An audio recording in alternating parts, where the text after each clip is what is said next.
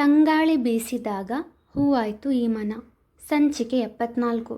Mummy mummy, ಆಗಷ್ಟೇ ನಿದ್ದೆಯಿಂದ ಎದ್ದ ಆಜ್ಞಾ ಖ್ಯಾತಿಯನ್ನು ಒರೆಸಿ ಅಡುಗೆ ಕೋಣೆಯತ್ತ ಬಂದಾಗ ಅವಳ ಅನುಪಸ್ಥಿತಿ ಕಂಡು, ಅಜ್ಜಿ ನನ್ನ ಮಮ್ಮಿಯಲ್ಲಿ ಎಂದು ಕೇಳಿದಳು ಮುದ್ದಾಗಿ.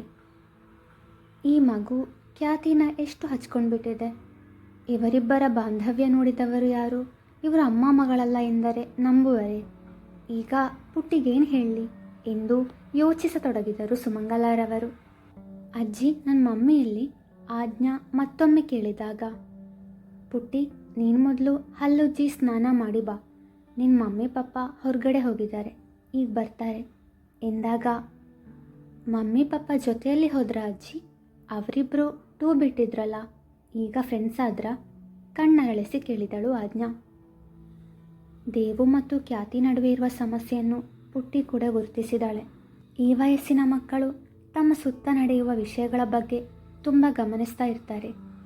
ದೇವುಗೆ ಹೇಳಬೇಕು, ಮಗು ಮುಂದೆ ಜಗಳ ಮಾಡಬೇಡ ಅಂತ ಎಂದುಕೊಂಡವರೇ, ಹ್ಞೂ ಪುಟ್ಟಿ, ಮಮ್ಮಿ ಪಪ್ಪ ಬರುವಾಗ ನೀನು ಸ್ನಾನ ಮಾಡಿ ತಿಂಡಿ ತಿಂದು ಒಳ್ಳೆ ಹುಡುಗಿಯಾಗಿ ಕೂತ್ರೆ ಅವರಿಗೂ ಸಂತೋಷ ಆಗುತ್ತೆ ಅಲ್ವಾ ಎಂದಾಗ, ಹ್ಞೂ ಅಜ್ಜಿ, ನಾನು ಬೇಗ ಸ್ನಾನ ಮಾಡಿ ಬರ್ತೀನಿ, ನನಗೆ ಹಾಲು ಮತ್ತು ತಿಂಡಿ ರೆಡಿ ಮಾಡಿ ಎಂದು ಸ್ನಾನಕ್ಕೆ ಓಡಿದಳು ಆಜ್ಞಾ. ಅಜ್ಜಿ ಅಜ್ಜಿ ಖ್ಯಾತಿಯಲ್ಲಿ ಒಂದೇ ಉಸಿರಿಗೆ ಮನೆಯೊಳಗೆ ಬಂದವ ಸುಮಂಗಲಾರವರನ್ನು ಪ್ರಶ್ನಿಸಿದ. ಮನಸ್ಸಿನ ನೆಮ್ಮದಿ ಅರಸಿ ಕೆರೆಯ ಬಳಿ ಹೋಗಿದ್ದವ ಸ್ವಲ್ಪ ಹೊತ್ತು ಅಲ್ಲಿ ಕಾಲ ಕಳೆದರು. ಮನಸ್ಸಲ್ಲಿ ಏನೋ ಆತಂಕ ಚಡಪಡಿಕೆ ಶುರುವಾದಾಗ ಮನೆಯ ಕಡೆಗೆ ಬರುವ ಮನಸ್ಸು ಮಾಡಿದ. ಮನೆಗೆ ಬರುತ್ತಿರುವ ದಾರಿಯಲ್ಲಿ ಕಂಡ ಊರಿನವನೊಬ್ಬ, ಅಣ್ಣ ನಿಮ್ಮ ಮನೆ ಕೇಳ್ಕೊಂಡು ಯಾರೋ ಬಂದಿದ್ರು, ದೊಡ್ಡ ಕಾರಿನಲ್ಲಿ ಬಂದಿದ್ರು ಎಂದಾಗ, ಅವರು ನೋಡೋಕೆ ಹೇಗಿದ್ರು ಎಂದು ಕೇಳಿದ ಅದ್ರದ್. ಬೆಳ್ಳಗೆ ಉದ್ದ ಇದ್ರು, ತಲೆಯಲ್ಲಿ ಹೆಚ್ಚು ಕೂದಲು ಇರಲಿಲ್ಲ, ಕನ್ನಡಕ ಹಾಕಿದ್ರು ಎಂದವನು ಹೇಳುತ್ತಿದ್ದರೆ, ಅಂದರೆ ಮಾವ ಬಂದಿದ್ದಾರೆ. ಮನದಲ್ಲೇ ನುಡಿದವ ಊರಿನವನಿಗೆ ಥ್ಯಾಂಕ್ಸ್ ಅಣ್ಣ ಎಂದು ಹೇಳಿ ತನ್ನ ಬೈಕಿನ ವೇಗ ಹೆಚ್ಚಿಸಿದವ ಒಂದೇ ಉಸಿರಿಗೆ ಮನೆಯೊಳಗೆ ಬಂದಿದ್ದ. ಅವಳಪ್ಪ ಬಂದು ಅವಳನ್ನು ಕರ್ಕೊಂಡು ಹೋದರು ಎಂದರು ಸುಮಂಗಲಾರವರು. ಯಾರನ್ನು ಕೇಳಿ ಕರ್ಕೊಂಡು ಹೋದರು? ನನಗೊಂದು ಮಾತು ಹೇಳಬೇಕು ಅಂತ ಅನಿಸ್ಲಿಲ್ವ ಅವರಿಗೆ? ಸಿಡಿಮಿಡಿಗೊಂಡ. ಅವರ ಮಗಳನ್ನು ಕರೆದುಕೊಂಡು ಹೋಗಲು ನಿನ್ನ ಅನುಮತಿ ಯಾಕೆ ಬೇಕು ಅವರಿಗೆ? ಅಷ್ಟಕ್ಕೂ ಅವಳಿಗೂ ನಿಂಗೂ ಏನು ಸಂಬಂಧ? ಎಷ್ಟು ದಿನ ಅವನು ಖ್ಯಾತಿಯ ಜೊತೆ ಕಠೋರವಾಗಿ ನಡೆದುಕೊಂಡಿದ್ದನ್ನು ನೆನೆದು ಕೊಂಚ ಖಾರವಾಗಿಯೇ ಪ್ರಶ್ನಿಸಿದರು ಸುಮಂಗಲಾರವರು.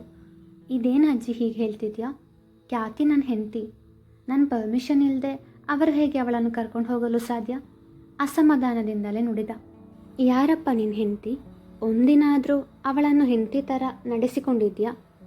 ನಿನಗೆ ಪುಟ್ಟಿಯನ್ನು ನೋಡ್ಕೊಳ್ಳಲು ಅಮ್ಮ ಬೇಕಿತ್ತು ಅಷ್ಟೇ, ನಿನಗೆ ಹೆಂಡತಿ ಬೇಕಿರಲಿಲ್ಲ.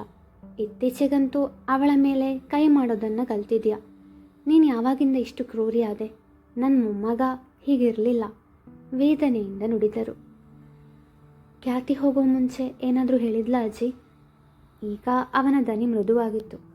ಇಲ್ಲ, ಅವಳ ತಮ್ಮಂಗೆ ಹುಷಾರಿಲ್ವಂತೆ, ಖ್ಯಾತಿನ ನೋಡಬೇಕು ಅಂತ ಕನವರಿಸ್ತಾ ಇದ್ದಾನಂತೆ. ಅದಕ್ಕೆ ಅವರಪ್ಪ ಖ್ಯಾತಿನ ಕರ್ಕೊಂಡು ಹೋದರು. ಅಂಥ ಪರಿಸ್ಥಿತಿಯಲ್ಲಿ ಅವಳು ಹೋಗದಂತೆ ತಡೆಯಲು ನನ್ನಿಂದ ಆಗಲಿಲ್ಲ. ಅವಳಿಗೆ ತವರು ಮನೆ ಕೂಡ ಈ ಮನೆಯಷ್ಟೇ ಮುಖ್ಯ ಎಂದಾಗ ಮರು ಮಾತನಾಡದೆ ಹೊರಗೆ ಜಗುಲಿಯ ಮೇಲೆ ಕುಳಿತ ಅದ್ರಿತ್. ಮಾವಂಗೆ ನಾನು ಈ ಊರಲ್ಲಿದ್ದೀನಿ ಅಂತ ಹೇಗೆ ಗೊತ್ತಾಯಿತು? ನಾನವರಿಗೆ ಯಾವ ಸುಳಿವು ನೀಡಿರಲಿಲ್ಲ. ಅವರು ಮತ್ತೆ ಖ್ಯಾತಿನ ವಾಪಸ್ ಕರ್ಕೊಂಡು ಬರ್ತಾರಾ? ನನಗೂ ಹೇಳದೆ ಬಂದಿದ್ದಾರೆ ಅಂದರೆ ಏನೂ ಸರಿ ಇಲ್ಲ ಅಂತ ಅನಿಸ್ತಿದೆ. ಅವನ ಮನ ಕೇಡನ್ನು ಶಂಕಿಸಿತು. ಆದರೆ ನಾನಾಗಿ ಕಾಲ್ ಮಾಡಿದೆ, ಮಾವ ಹೇಗೆ ನನಗೆ ವಿಷಯ ತಿಳಿಸ್ತಿದ್ರು? ಅವರಿಗೆ ನನ್ನ ಇಲ್ಲಿಯ ನಂಬರ್ ಗೊತ್ತಿಲ್ಲ. ಗಾಬರಿ ಪಡೋ ವಿಷಯ ಏನಿರಲ್ಲ. ಅವಳ ತಮ್ಮಂಗೆ ಹುಷಾರಿಲ್ಲ ಅಂತ ಅಜ್ಜಿ ಹೇಳಿದ್ರಲ್ಲ, ಅದಕ್ಕೆ ಇಲ್ಲಿ ತನಕ ಬಂದಿರ್ತಾರೆ ಎಂದು ಯೋಚಿಸಿದಾಗ ಮನಕ್ಕೆ ಕೊಂಚ ನೆಮ್ಮದಿ ಅನಿಸಿತು. ಪಪ್ಪ ಎಂದು ಓಡಿ ಬಂದ ಆಜ್ಞಾಳನ್ನು ಎತ್ತಿಕೊಂಡವ, ಅರೆ ನನ್ನ ಪಾಪು ಇವತ್ತು ಬೇಗ ಸ್ನಾನ ಮಾಡಿ ಗುಡ್ಗಳಾಗಿದ್ದಾಳೆ ಎಂದು ಮುದ್ದಿಸಿದ. ಪಪ್ಪ ಮಮ್ಮಿಯಲ್ಲಿ ನೀನು ಮಮ್ಮಿ ಫ್ರೆಂಡ್ಸ್ ಆದ್ರಿ ಅಂತ ಅಜ್ಜಿ ಹೇಳಿದರು ಎಂದವಳೆ ಮಮ್ಮಿ ಮಮ್ಮಿ ಎಂದು ಕೂಗಿದಳು. ಅವಳು ನಿಮ್ಮಿಬ್ಬರನ್ನು ಗಮನಿಸ್ತಾಳೆ ದೇವು. ಇನ್ಮೇಲೆ ಮಗು ಮುಂದೆ ಖ್ಯಾತಿ ಜೊತೆ ಜಗಳ ಆಡಬೇಡ ಎದ್ದ ತಕ್ಷಣ ಮಮ್ಮಿ ಇಲ್ಲಿ ಅಂತ ಕೇಳಿದ್ಲು. ನಿನ್ನ ಜೊತೆ ಹೊರಗಡೆ ಹೋಗಿದ್ದಾಳೆ ಅಂತ ಸುಳ್ಳು ಹೇಳಿದೆ. ಈಗ ಏನು ಹೇಳ್ತೀಯೋ ನೋಡು ಎಂದು ಒಳ ನಡೆದವರು ತಟ್ಟೆಗೆ ತಿಂಡಿ ಹಾಕಿ ಹಾಲಿನ ಲೋಟ ಹಿಡಿದು, ಪುಟ್ಟಿ ತಿಂಡಿ ತಿನ್ನು ಬಾ ಎಂದು ಕರೆದರು. ಅಜ್ಜಿ, ಪಪ್ಪ ಒಬ್ಬರೇ ಇದ್ದಾರೆ ಇಲ್ಲಿ, ಮಮ್ಮಿಯಲ್ಲಿ ಬೇಸರದಿಂದ ಕೇಳಿದಳು ಆಜ್ಞಾ. ಪಾಪು, ಮೊದಲು ತಿಂಡಿ ತಿನ್ನು, ಆಮೇಲೆ ಮಮ್ಮಿ ಇಲ್ಲಿ ಅಂತ ಹೇಳ್ತೀನಿ. ಅದ್ರ ತೆಂದಾಗ, ಇಲ್ಲ ಪಾಪ, ನಂಗೆ ತಿಂಡಿ ಬೇಡ, ನನಗೆ ನನ್ನ ಮಮ್ಮಿ ಬೇಕು, ಹಠ ಹಿಡಿದಳು ಆಜ್ಞಾ. ಮಮ್ಮಿ ಬೇಕು ಅಂದರೆ ತಿಂಡಿ ತಿನ್ನು ಪಾಪು, ಇಲ್ಲಾಂದರೆ ಪಪ್ಪ ಕೂಡ ದೂರ ಹೋಗ್ತೀನಿ ಎಂದಾಗ ಅಳುತ್ತಲೇ ತಿಂಡಿಯ ತಟ್ಟೆಗೆ ಕೈ ಹಾಕಿದಳು ಆಜ್ಞಾ. ನನ್ನ ಮುದ್ದು ಅಲ್ವಾ ಪಾಪು ನೀನು, ಯಾಕಿಷ್ಟು ಹಠ ನಿಂಗೆ, ಅಳ್ಬೇಡ ಪುಟ್ಟ ಎಂದು ಮಗಳ ಕಣ್ಣೊರೆಸಿದ ಅದ್ರತ್ನ ಕಣ್ಣಲ್ಲೂ ನೀರು. ತಿಂಡಿ ತಿಂದ ಬಳಿಕ, ಪಪ್ಪ, ಮಮ್ಮಿ ಮತ್ತೆ ರಾಗ ಎಳೆದಳು ಆಜ್ಞಾ. ಪಾಪು, ಚೋಟು ಅಣ್ಣನಿಗೆ ಹುಷಾರಿಲ್ವಂತೆ, ಅವನು ನಿನ್ನ ಮಮ್ಮಿನ ನೋಡಬೇಕು ಅಂತ ಅಳ್ತಾ ಇದ್ನಂತೆ, ಅದಕ್ಕೆ ಮಮ್ಮಿ ಅವರ ಪಪ್ಪನ ಜೊತೆ ಹಾಸ್ಪಿಟಲ್ಗೆ ಹೋಗಿದ್ದಾರೆ ಎಂದ ಮೃದುವಾಗಿ. ಹೌದಾ ಪಪ್ಪ, ಪಾಪ ಚೋಟು ಅಣ್ಣ, ನಾನು ಅವನನ್ನು ನೋಡಬೇಕು ಪಪ್ಪ ಎಂದವಳಿಗೆ ತನ್ನ ಚೋಟು ಅಣ್ಣನ ನೆನಪಾಗಿ ಬೇಸರವಾಯಿತು. ಪಾಪು, ಅವನು ಹಾಸ್ಪಿಟಲ್ನಲ್ಲಿದ್ದಾನೆ, ಪುಟ್ಟ ಮಕ್ಕಳು ಅಲ್ಲಿಗೆ ಹೋದರೆ ಡಾಕ್ಟರ್ ಅಂಕಲ್ ಇಂಜೆಕ್ಷನ್ ಕೊಡ್ತಾರೆ.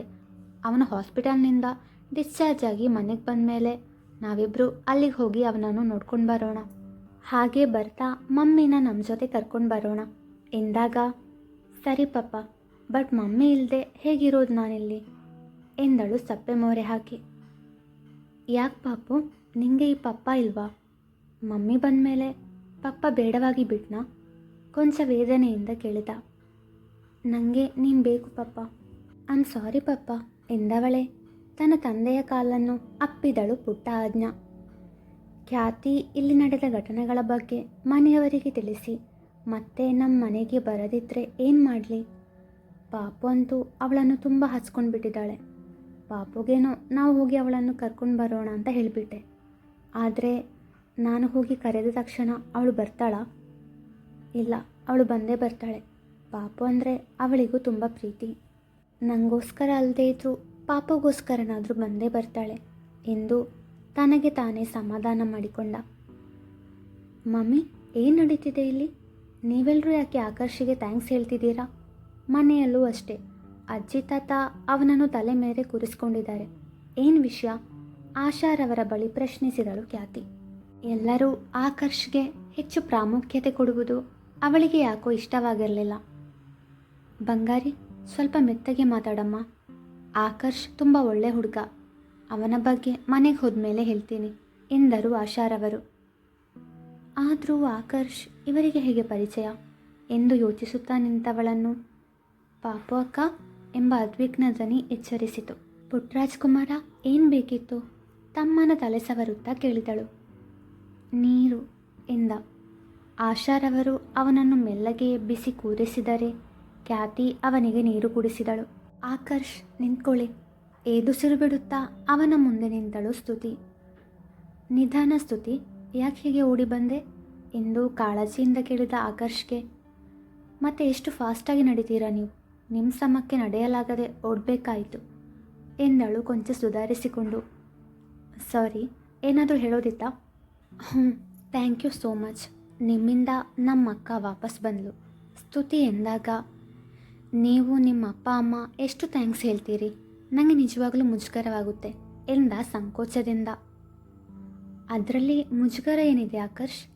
ನೀವು ಸಹಾಯ ಮಾಡಿಲ್ಲ ಅಂದಿದ್ರೆ ನಮ್ಮ ಅಕ್ಕ ಇನ್ನೂ ಆ ರಾಕ್ಷಸನ ಜೊತೆಯಲ್ಲೇ ಆ ನರಕದಲ್ಲೇ ಇರ್ತಿದ್ಲು ಎಂದಳು ಸ್ತುತಿ ಆಕ್ರೋಶದಿಂದ. ಹೇ ಕಾಮ್ ಡೌನ್, ನಿಮ್ಮ ಬಾವ ಕರೆ ಮಾಡಿದ ನಂಬರ್ ನಿಮ್ಮಪ್ಪ ನಂಗೆ ಕೊಟ್ಟರು. ಆ ನಂಬರ್ಗೆ ಕರೆ ಮಾಡಿದಾಗ ಅದು ಸ್ವಿಚ್ಡ್ ಆಫ್. ನನ್ನ ಫ್ರೆಂಡ್ ಸಹಾಯದಿಂದ ಆ ಮೊಬೈಲ್ ಕೊನೆಯದಾಗಿ ಯಾವ ಲೊಕೇಶನ್ನಲ್ಲಿ ಆನ್ ಆಗಿತ್ತು ಅಂತ ಕಂಡುಹಿಡಿದೆ ಅಷ್ಟೇ. ಹಾಗೆ ನಿಮ್ಮ ಅಕ್ಕ ಇರೋ ಊರಿನ ಬಗ್ಗೆ ತಿಳಿಯಿತಷ್ಟೆ, ಇದರಲ್ಲಿ ನಂದೇನಿಲ್ಲ ಎಂದ ಆಕರ್ಷ್ಗೆ. ಬಾವ ಅನ್ನೋ ಆ ರಾಕ್ಷಸ ಊರ ಹೊರಗೆ ಹೋಗಿ ಮೊಬೈಲ್ನಿಂದ ಕರೆ ಮಾಡ್ತಿದ್ದ. ಅಲ್ಲಿ ಅಕ್ಕಪಕ್ಕದಲ್ಲಿ 2 ಊರುಗಳಿದ್ದವು. ನೀವೇ ನಿಮ್ಮ ಬುದ್ಧಿವಂತಿಕೆಯಿಂದ ಬಾವನ ಫೋಟೋ ತೋರಿಸಿ ಅಲ್ಲಿರುವ ಯಾರೋ ಒಬ್ಬರು ಅವರ ಗುರುತು ಹಿಡಿದು ಊರಿನ ಹೆಸರು ಹೇಳಿದರು ಅಂತ ಪಪ್ಪ ಹೇಳಿದರು. ಎಂದಳು ಸ್ತುತಿ. ಆಕರ್ಷ್ ಮೌನವಾಗಿ ನಿಂತಿದ್ದ. ಕೊನೆ ಉಸಿರಿನ ತನಕ ನೀವು ಮಾಡಿದ ಸಹಾಯ ಮರೆಯಲ್ಲ ಆಕರ್ಷ್. ನಿಮ್ಮಿಂದ ನಮ್ಮ ಖುಷಿ ನಮಗೆ ವಾಪಸ್ ಸಿಕ್ತು. Thank you so much once again ಎಂದವಳು ಅವನ ಕೈ ಹಿಡಿದಾಗ, ನಂಗೆ ಸ್ವಲ್ಪ ಕೆಲಸ ಇದೆ ಸ್ತುತಿ, ನಾನೀಗ ಹೋಗಬೇಕು ಎಂದವ ಅವಳ ಕೈಯಿಂದ ತನ್ನ ಕೈ ಬಿಡಿಸಿಕೊಂಡು ಹೋದರೆ, ಅವನು ಹೋದತ್ತಲೇ ನೋಡುತ್ತಾ ಉಳಿದು ಬಿಟ್ಟಳು ಹುಡುಗಿ. ಅವನು ಕಣ್ಣಿಂದ ಮರೆಯಾದಾಗ ಅವಳ ಮೊಗದಲ್ಲಿ ಯಾಕೋ ಬೇಸರ. ಮುಂದುವರಿಯುವುದು.